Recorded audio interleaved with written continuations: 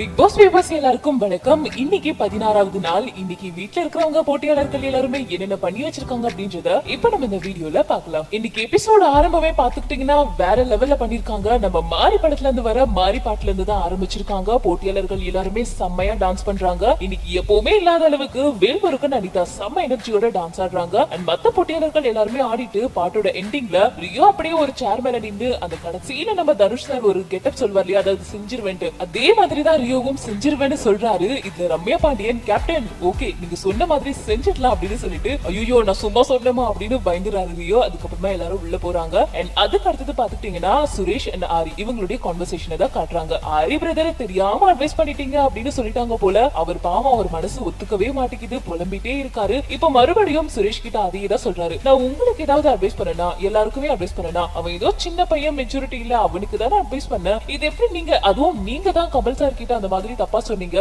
இது சரியில்லை, நீங்க வந்து கேம் விளையாடுங்க ஆனா என்கிட்ட கேம் விளையாடாதீங்க, நீங்க இப்படி ஆரம்பிச்சு வச்சதுனாலதான் மத்த எல்லாருமே என்ன தப்பா நினைக்கிறாங்களோன்னு எனக்கு தோணுது, சோ இந்த மாதிரி பண்ணாதீங்க அப்படின்னு சொல்லும்போது நான் எந்த கேமும் விளையாடல, எனக்கு அந்த மாதிரி எண்ணமும் கிடையாது, நான் உங்ககிட்ட எதுவுமே சொல்லல, மேபி நான் தப்பா சொல்லியிருந்தா சாரின்னு சொல்லிட்டு இருக்காரு. பட் இருந்தாலும் மாரி பிரதர் அதேதான் திருப்பி திருப்பி பேசும்போது கரெக்டா பிக் பாஸ் பஸ்ஸர் அழுத்திடுறாரு. உடனே அப்பா இதாண்டா டைம் எஸ்கேப்டா அப்படின்னு சொல்லிட்டு சுரேஷ் வந்து வெளியில ஓடிடுறாரு. பின்னாடியே ஆரியும் வராரு. சோ இப்போ வந்து கேம் வைக்கிறாங்க, அதாவது லக்ஸரி பட்ஜெட்கான டாஸ்க் வைக்கிறாங்க. காடா இல்ல நாடா, இந்த டாஸ்க் என்னன்றது நீங்க ப்ரோமோலயே பாத்திருப்பீங்க. ஒரு பக்கம் அரக்கர்கள் கூட்டம், இன்னொரு பக்கம் ராஜ குடும்ப கூட்டம். சோ இவங்க என்ன பண்ணணும்னா, இவங்க பஸ்ஸர் அழுத்தும் போது ராஜ குடும்பத்துல இருந்து ஒருத்தர் வெளியில வரணும். இவங்க என்ன வேணாலும் பண்ணலாம். சோ இன்னொரு பஸ்ஸர் அழுத்துற வரைக்கும் இவங்க வந்து அதாவது ராஜ குடும்பத்தை சேர்ந்தவங்க அப்படியே ஸ்டாச்சு மாதிரியே இருக்கணும், மூவ்மெண்டே இருக்க கூடாது. இதுக்காக இவங்க எப்படி வேணாலும் அவங்கள கிண்டல் பண்ணலாம், கேலி பண்ணலாம், என்ன வேணாலும் செஞ்சு அவங்கள அசைய வைக்கணும். அப்படி அசையாம பஸ்ஸர் அழுத்துற வரைக்கும் அசையாம இருந்தாங்கன்னா ராஜ குடும்பத்தை சேர்ந்தவங்க ஜெயிச்சிட்டாங்க. அப்படி அசைஞ்சிட்டாங்கன்னா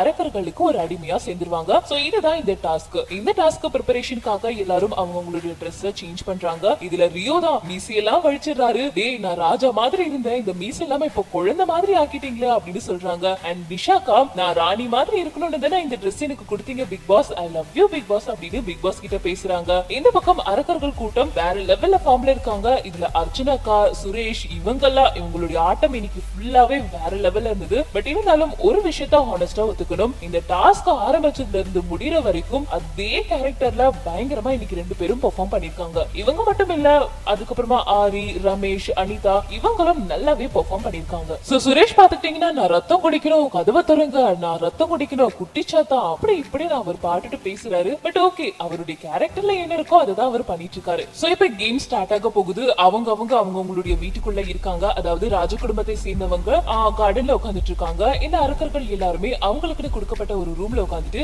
இவங்களை எப்படி எல்லாம் கவுக்கலாம், என்னென்ன ஸ்ட்ராட்டஜி யூஸ் பண்ணலாம் அப்படின்னு சொல்லிட்டு யோசிச்சுட்டு இருக்காங்க. இதுல ராஜ குடும்பத்தை சேர்ந்தவங்களுக்கு ஒவ்வொரு கேரக்டரா கொடுத்திருக்காங்க. பாகுபலி, இம்சையரசன், தேவசேனா, சோ இந்த மாதிரி கொடுத்துட்டு இருக்காங்க. அண்ட் நம்ம நிஷாக்காவுக்கு ராஜமாதா கொடுத்துட்டாங்க. சோ அவங்களுடைய அட்டகாசம் இன்னைக்கு தாங்கவே இல்ல. ஒரே சுத்த தமிழ்ல பேசுறேன்ட்டு பயங்கரமா அவங்களுடைய காமெடி சென்ஸ் இன்னைக்கு அள்ளி விட்டுருக்காங்க. சோ பிக் பாஸ் பஸ்ஸர் அழுத்திடுறாரு. கேம் ஸ்டார்ட் ஆகிடுச்சு. பஸ்ஸர் அழுத்த உடனே ஃபேமிலி அதாவது ராஜ குடும்பத்தை சேர்ந்தவங்க எல்லாருமே ஓடி போய் வீட்டுக்குள்ள ஒளிஞ்சுக்கிறாங்க. இந்த அரக்கர்கள் எல்லாருமே வந்து உங்க குடும்பத்துல யாரும் ஆம்பளைங்க இல்லையா, மீச வச்ச ஆம்பளை இல்லையா, வெளியில வாங்க அப்படி இப்படின்னு பேசுறாங்க. சோ இப்போ வெளியில அடுத்த பஸ் அழுத்துற வரைக்கும் யார் இப்ப வெளியில போறது அப்படின்னு கேட்கும் போது ரியோ வந்து பாலாஜி தான் அனுப்புறாரு. ஆனா பாலாஜி நான் போக முடியாது அப்படின்னு சொல்லிடுறாரு. சோ சனம் பாத்துட்டீங்கன்னா நான் போறேமா, நான் ஃபர்ஸ்ட் போய் ஜெயிச்சிட்டு வரேன் அப்படின்னு சொல்லிட்டு ரொம்ப தைரியமா வீரமா வெளில போறாங்க. வெளியில போன உடனே கரெக்டா ஒரு சீட்டை பார்த்து உட்காந்துறாங்க. இந்த பஸ்ஸரை பிரஸ் பண்ண உடனே இவங்க எல்லாரும் சேர்ந்து எவ்வளவு டார்ச்சர் பண்ண முடியுமோ அவ்வளவு டார்ச்சர் பண்றாங்க. அதுல ரமேஷ் வந்து கண்ணு குத்துற மாதிரி கையெல்லாம் கொண்டு வராரு. அர்ச்சனா, அனிதா, ஆரி என்னென்னமோ பண்றாங்க. பட் சனம் அசர மாதிரியே இல்ல. இதுல சுரேஷ் தான் வேற லெவல்னே சொல்லலாம். அவருடைய பர்சனல் ரிவெஞ்ச்ல என்னென்னலாம் பேச முடியுமோ அவங்க அமைதியா இருக்கும் போது எல்லாத்தையுமே பேசி விட்டுறாரு. எவ்வளவோ பண்ணியும் அவங்க அசர மாதிரி தெரியல. நீ தான் நல்லா பேசுவிய, போற இடத்துல எல்லாம் வம்ப வளர்ப்பிய, தேவையில்லாம பேசுவ, இப்ப பேசுனதான் செம்மையா சுரேஷ் பர்சனல் ரிவெஞ்சை எடுத்துட்டாரு. சோ எவ்வளவோ ட்ரை பண்ணியும் சனம் வின் பண்ணிட்டாங்க. பஸ்ஸர் அழுத்திட்டாங்க. சோ வின் பண்ண சந்தோஷத்திலேயே சனம் உள்ள போறாங்க. இவங்க எல்லாரும் என்ன பேசிக்கிறாங்கன்னா, தோல்வியை ஒத்துக்காம சரியான நெஞ்செழுத்த காதலி ரொம்ப அழுத்தம். நாம எப்பவுமே நார்மலாவே பேசும்போது அவங்க சிங்க் இல்லாம தான் ஏதோ ஒண்ணு பேசுவாங்க, அதனாலதான் இந்த கேம் ஜெயிச்சிட்டாங்க அப்படின்னு அர்ச்சனா பயங்கரமா பேசுறாங்க. அதுவும் சுரேஷ் வந்து அனிதா அவங்க ஜெயிச்சிட்டத ஒத்துக்கல, அவங்க ரொம்ப சிங்க் எல்லாம் பேசுவாங்க இல்லையா, அதனாலதான் அவங்க ஜெயிச்சிட்டாங்கன்னு சொல்லும் போது அப்படிலாம் ஒண்ணும் இல்ல, ஃபர்ஸ்ட் அவங்க ஜெயிச்சத ஒத்துக்காம இருக்காதுன்னு சொல்லிட்டு அரக்கர்கள் கூட்டத்துக்குள்ளேயே ஒரு சின்ன கிளாஷ் ஆகுது. சோ உள்ள போனதுக்கு அப்புறமா சனம் அவர் என்னென்னலாம் பண்ணாங்க, எப்படி எல்லாம் பேசுறாங்க எல்லாத்தையுமே புட்டு புட்டு வைக்கிறாங்க. ஒரு ஜஸ்ட் ஒரு அட்வைஸ் மாதிரி சொல்றாங்க. அதுலயும் சுரேஷ் வந்து பர்சனல் ரிவெஞ்ச் நிறைய பேசுறாரு. ரியோ பிரதர், உங்களுக்கு நான் சொல்றேன், கண்டிப்பா உங்களுக்கு கோவம் வரும், அதனால நீங்க ஸ்ட்ராங்கா இருங்க, நீங்க எதிலுமே அசரவே கூடாது அப்படின்னு சனம் அவங்களுடைய எக்ஸ்பீரியன்ஸ் எல்லாத்தையுமே ஹவுஸ்மேட்ஸ் எல்லார்கிட்டயுமே சொல்றாங்க. அடுத்தது சோமு தான் போறாரு. சோமு நல்லா கான்பிடென்ட்டா நான் போறேன்னு வெளியில போயிட்டு அவங்க பேசுறதுக்கு அவர் அவுட் ஆகல. ஆக்சுவலா நீ அவுட் ஆயிட்ட அப்படின்னு உடனே சோமு நான் எங்க அவுட் ஆகுன அப்படின்னு சொல்லிட்டாரு. இப்ப அவுட் ஆயிட்டியே, ஏதோ சின்ன குழந்தை மாதிரி தேவையில்லாம போய் வாயை கொடுத்து சோமு மாட்டிக்கிறாரு. உடனே அடிமை சிக்கிடுச்சு அப்படின்னு சொல்லிட்டு அவரை கையோட இழுத்துட்டு போயிட்டு அவருடைய ட்ரெஸ் கழட்டிட்டு அந்த அரக்கர்கள் ட்ரெஸ் கொடுத்து மூஞ்சில கறி கிரி எல்லாத்தையும் பூசி அவரையும் அரக்கர்களை மாத்திடுறாங்க. அடுத்ததா பாலாஜி போறாரு. பாலாஜி அவருடைய ஆட்டிடியூட்க்கு பயங்கர ஆட்டிடியூட் காட்டிட்டு இருக்காரு. ஜெயிச்சிருவாங்கன்னு பார்த்தா கடைசியில புஸ்ஸுன்னு ஆயிட்டாரு. இவர் உள்ள போகும்போதே மெயின் கேட் வழியா போகாம அப்படியே போய் ரெஸ்ட் ரூம் கேட் வழியா வராரு. அங்கேயும் பிடிச்சிடுறாங்க. பிடிச்ச உடனே அதுக்குள்ள பஸ் அழுத்திடுது. அவர் வந்து டக்குன்னு உட்கார போறாரு, ஆனா அங்க சோமு உட்காந்துட்டு இருக்கதால மாட்டிக்கிறாரு. நான் உன்னை டச் பண்ணிட்டேன் அப்படின்னு சொல்லும்போது அவர் ஒத்துக்கவே இல்லன்ட்டு நம்ம ப்ரோமோல பார்த்த மாதிரி ஒரு சின்ன கிளாஷ் வந்து சுரேஷுக்கும் பாலாஜிக்கும் நடக்குது. ஆனா அவர் கடைசி வரைக்கும் ஒத்துக்கவே இல்ல. அதுக்காக பிக் பாஸ் என்ன பண்றாருன்னா, பாலாஜி நீங்க இப்ப உள்ள போங்க, ஒழுங்கா மெயின் கேட் வழியா வாங்க அப்படின்னு சொல்லிட்டு இன்னொரு சான்ஸ் கொடுக்குறாரு. சோ இந்த தடவை அவர் வரும்போது டக்குன்னு மாட்டிக்கிறாரு. அப்படியே வாசல்லையே நிக்க வச்சிடுறாங்க அரக்கர்கள் எல்லாருமே சேர்ந்துட்டு. இவரை எப்படியோ பண்றாங்க, பட் ஆனா அவர் பேசல. ஆனா டக்குன்னு அவரு இப்படின்னு மாதிரி ஒரு மாதிரி தலைய அசைச்சிடுறாரு. உடனே மாட்டிக்கிறாரு. அதுக்கப்புறமா பிக் பாஸ் நீங்க தோத்துட்டீங்க அப்படின்னு சொன்னதுக்கு அப்புறமா இவரையும் அப்படியே கையோட கூட்டிட்டு போயிட்டு அரக்கர்களா மாத்திடுறாங்க. பாலாஜி பேசின பேச்சுக்கு பண்ற ஆட்டிடியூட்க்கு அவர் ஜெயிச்சிருவார்னு பார்த்தா கடைசியில இப்படி புஸ்ஸன் ஆகிட்டு வந்துட்டாரு. இதுக்கு சனமே எவ்வளவு மேலு. அவங்க போயிட்டு சூப்பரா ஜெயிச்சிட்டு வந்தாங்க. ஆனா இதுல ஒரு பையன் கூட ஜெயிக்கல. இதுல இவங்க எல்லாம் வெளியில கேம் விளையாடிட்டு இருக்கும் போது உள்ள நிஷாக்கா பண்ணாங்க பாருங்க அவங்களுடைய ஹியூமர் சென்ஸ். இதுல இன்னைக்கு ரம்யா தான் ஹைலைட். நிஷாக்கா என்ன சொன்னாலும் ரம்யா செமையா கவுண்டர் கொடுத்து அவங்கள ஆஃப் பண்ணிடுறாங்க. பயப்படக்கூடாது, தைரியமா இருக்கணும் அப்படி இப்படி நிஷாக்கா சொல்லும் போது நீங்க ஒண்ணும் பண்ண வேணாம், நீங்க உட்கார்ந்தா போதும் அப்படின்னு ரியோ சொல்லுவாரு. இல்ல மகனே நான் உனக்கு ஊக்க விக்கிறேன்னு போது ரியோ உடனே நீங்க ஒரு ஊக்கையும் விக்க வேணாம், நீங்க போய் உட்காருங்கன்னு வாங்க. என் மகன் ஜெயிக்கிற வரைக்கும் நான் சாப்பிடவே மாட்டேன், உண்ணாவிரதம் இருக்க போறேன் அப்படின்னு நிஷாக்கா சொல்லும் போது தெரியும் நல்லா வயிறு முட்டை சாப்பிட்டுட்டு அதுக்கப்புறம் என்ன உண்ணாவிரதமா அப்படின்னு நல்ல கலாய்னு ரியோவும் கலாய்ப்பாரு. அடுத்ததா ரியோ போறாரு. ரியோ போய் ஓடி போய் அப்படியே கீழே உட்காந்துறாரு. ஆனா கண்ணத்துல மட்டும் அப்படியே கைய வச்சிடறாரு.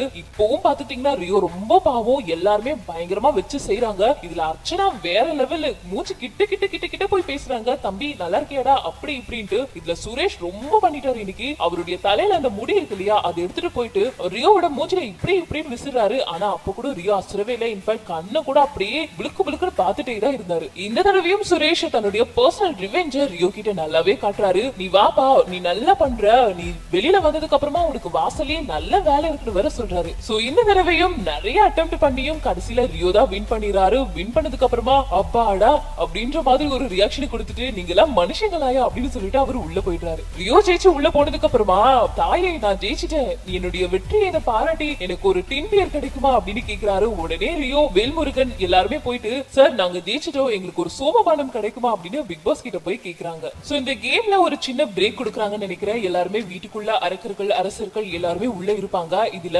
சுரேஷ வந்து அவ எங்க சனம பத்தி பேசுறாரு. அவதான் வள்ளி மாதிரி செவத்துல ஒட்ட மாதிரியே இருக்காளே அப்படின்னு போது உடனே சமிக்தா சச்சா அவங்க வீட்டுக்குள்ள வந்துட்டு எல்லாருக்குமே என்கரேஜ் பண்ணாங்க, நல்லா அட்வைஸ் பண்ணாங்க போது ஆமா கிழிச்சா அப்படின்ற மாதிரியே சுரேஷ் பேசுவாரு. சோ அகைன் டாஸ்க் ஸ்டார்ட் ஆகுது. இந்த தடவை சமிக்தா போறாங்க. சமிக்தா போகும்போது என் மகளை வென்றுவா அப்படின்னு பயங்கரமா பில்டப் எல்லாம் விட்டு அவங்கள வெளியில அனுப்புறாங்க. அதாவது நிஷா அனுப்புறாங்க. அவங்க போன உடனே டக்குனு எல்லாருமே அதாவது உட்கார விட்டாதானே ஜெயிச்சிருவாங்கன்னு சொல்லிட்டு டக்குனு ஓடி போயிட்டு அவங்களை எப்படியாவது தள்ளி விட்டுட்டு உட்காந்துறாங்க சம்யுக்தா. சோ மறுபடியும் இல்லாதது கொள்ளாததுமா சொல்றாரு. அண்ட் சுரேஷ் எப்பவும் போல பர்சனல் ரிவெஞ்ச்ல சம்யுக்தாக்கு ப்ராப்ளம் கிடையாது. சம்யுக்தா வந்து சனமோட பெட்ல தான் இருக்காங்க. அதனால பாம்ப கழுத்துல மட்டும் இல்ல உன் பக்கத்துல உன் பெட்லயே படுக்க வச்சிருக்கியே, இது நியாயமா அப்படின்ற மாதிரி சனமை இன்டைரக்டா டேமேஜ் பண்ணி பேசுறாரு. இத அனிதா நோட் பண்ணிடுறாங்க.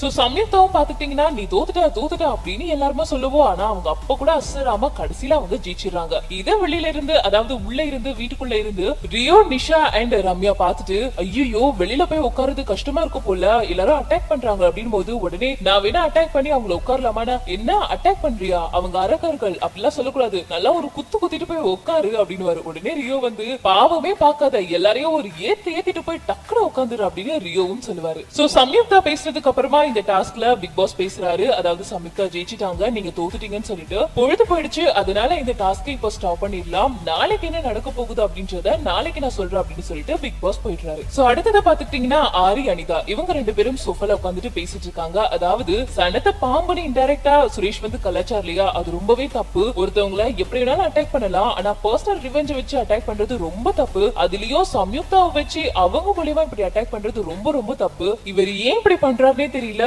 நாளுக்கு நாள் எல்லாம் மீறி பேசிட்டு இருக்காரு அப்படின்னு ஆரி கிட்ட அனிதா சொல்லிட்டு இருப்பாங்க. அதுக்கப்புறமா பாத்தீங்கன்னா பிக் பாஸ் கிட்ட இருந்து ஒரு அறிவிப்பு வந்திருக்கும். அதாவது பாலாஜி தான் படிப்பாரு. அத்தியாவசிய பொருட்கள் எல்லாமே தேவைக்கு ஏற்பதா கொடுக்கப்படும். சோ இருக்கிறத வச்சு வாழ கத்துக்கோங்க. ஃபுட்டா இருக்கட்டும் இல்ல வாட்டர் கேஸ் இது எல்லாமே இவ்வளவுதான் அப்படின்னு ஒரு லிமிடேஷனோட தான் இருக்கும் அப்படின்றத பாலாஜி படிச்சு காட்டுவாரு. இது எல்லாமே என்னென்ன வேணும் என்னென்ன வேணாம் அப்படின்றத நீங்க வந்து நல்லா ஞாபகம் வச்சுக்கோங்க. குக்கிங் டீம் மட்டும் தான் கிச்சன் ஃபுல்லாவே பாத்துக்கணும். எக்ஸ்ட்ராவா உங்களுக்கு ஏதாவது வேணும்னா நீங்க அவங்க மூலியமா தான் வாங்கிக்கணும் அப்படின்னு ரியோவும் சொல்றாரு. சோ எல்லாருமே சாப்பாடு எல்லாமே அளவு கம்மியாயிடுச்சுன்னா என்ன பண்றது அப்படி இப்படின்னு பேசிட்டு இருக்கும்போது இது அர்ச்சனாக்கு ரொம்ப ஹர்ட் ஆகிடுது போல. ஏன்னா பால் கம்மி சாப்பாடு கம்மி இதெல்லாம் நினைக்கும் போது அவங்களுக்கு ரொம்ப ஃபீல் பண்ணி அழ ஆரம்பிச்சிடுறாங்க. எல்லாருமே சமாதானப்படுத்துறாங்க. பட் அர்ச்சனாவோட கன்சர்ன் என்னன்னா, இது கேம் தான், எனக்கு தெரியுது எதுல வேணாலும் அவங்க என்ன வேணாலும் பண்ணிக்கிட்டோம், ஆனா சாப்பாட்டு விஷயத்துல இது ரொம்ப ஹாரிபிள், இந்த மாதிரிலாம் நடக்க கூடாது, எனக்கு ரொம்ப கஷ்டமா இருக்கு, ரொம்ப ரொம்ப கஷ்டமா இருக்கு அப்படின்னு சொல்லிட்டு பயங்கரமா அழுவாங்க. ஏன்னா வேற எதுல என்னன்னாலும் சொல்லிக்கலாம், பட் சாப்பாடு அது இல்லன்றது ரொம்ப கஷ்டமா இருக்கு, நினைக்கும் போதே எனக்கு கஷ்டமா இருக்கு, இது நான் எப்படி பண்றதுன்னே தெரியல அப்படின்னு பயங்கரமா அழ செய்வாங்க.